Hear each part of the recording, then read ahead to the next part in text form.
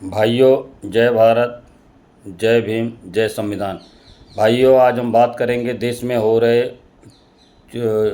चुनाव आयोग के जो तरीके को, जिसमें सबसे ज़्यादा मुसलमानों और दलितों का वोट काटा जा रहा है ताकि ये भारत के नागरिक ना कहलाएं। और कल को जब भी इंक्वायरी होगी, जब इनका वोटिंग लिस्ट में नाम ही नहीं रहेगा, ये भारत के नागरिक कहाँ से अपने आप को घोषित करेंगे? क्योंकि SIR जो प्रक्रिया ये लाना चाहते हैं, उससे दलित वंचित रह जाएंगे।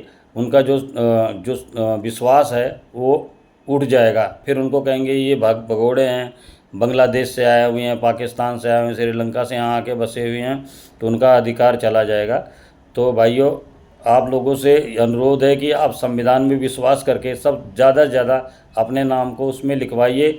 और जो ये आपके पास प्रूफ तो होगा, कोई भाग के तो आए नहीं है, लेकिन कुछ लोग जो हैं जिनका रहने का घर नहीं है और जो सड़कों पे बेचारे दलित दलित लोग रहते हैं, और बंजारों की तरह जिनका आज भी वास करते हैं, जिसको लोना चमार कहते हैं, वो बेचारे गांव-गांव में भटकते रहते। 4 महीना इस गांव में रह गए, 2 महीना इस गांव में रह गए, इस 1 महीना इस गांव। उनका तो कोई एड्रेस पता प्रूफ होता ही नहीं है।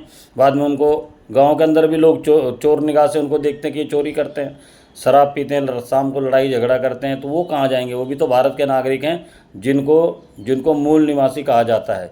जो मूल निवासी बेचारे यहाँ के रहने वाले हैं, जो हमेशा प्रताड़ित किए गए हैं, आप उनके बारे में भी सोचिए। और दलितों में जब तक आपस में एकता नहीं होगी, तब तक वो जितने भी शूद्र हैं, जब तक एक नहीं होंगे, तब तक माइनॉरिटी वालों से लड़ कैसे सकते हैं? अगर वो माइनॉरिटी का साथ देते तो माइनॉरिटी कभी अपनों का जो हित नहीं चाहते, वो आपका क्या हित चाहेंगे? इसीलिए भाइयों से विश्वास है कि आप संविधान में विश्वास करिए, संविधान को सर्वोपरि करके आपस में एकता, पूर्णता के साथ रहिए। नहीं तो आज के जो नेता लोग हैं, इनकी ऐसी राजनीतिक चल रही है कि दोबारा ये जो गुलाम थे, जो बाबा साहब ने सबको आज़ादी दिलवाई है, ये फिर से दोबारा गुलाम हो जाएं। इनको इतना सताओ, इतना निकम्मा बना दो कि ये काम धंधा नौकरी चाकरी के चक्कर में ना रहें, और इनको भीख दिया जाए, ये खाते रहें। उसके बाद इनके ना बच्चों को पढ़ा सके, क्योंकि देखो स्कूल भी बंद कर दिया जा रहा है, क्योंकि कोई अपने बच्चों को सरकारी स्कूल में पढ़ाना ही नहीं चाहता।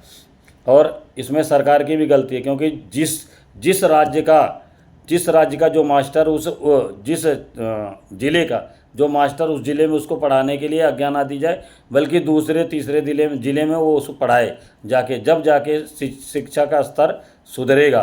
नहीं तो वो अपने खेती बाड़ी करता है, बच्चों से काम करवाता है, ठीक है, और टाट बिछवाता है। तो इस तरह, और उसमें सबसे ज़्यादा दलित के बच्चों से ही काम लेता है, क्योंकि स्वर्ण वाले तो काम करते नहीं। तो शिक्षा का स्तर सुधारना पड़ेगा।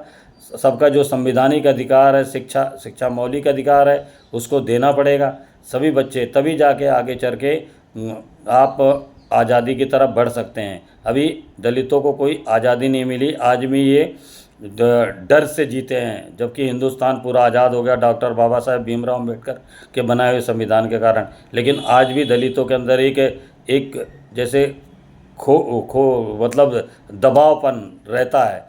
तो मैं आप लोगों से अनुरोध करता हूं कि आप उनका सभी लोग मिलके उनको सहयोग करिए, उनको अपने बराबरी का दर्जा दीजिए, ठीक है। इसी के साथ भाइयों, जय भारत, जय भीम, जय संविधान।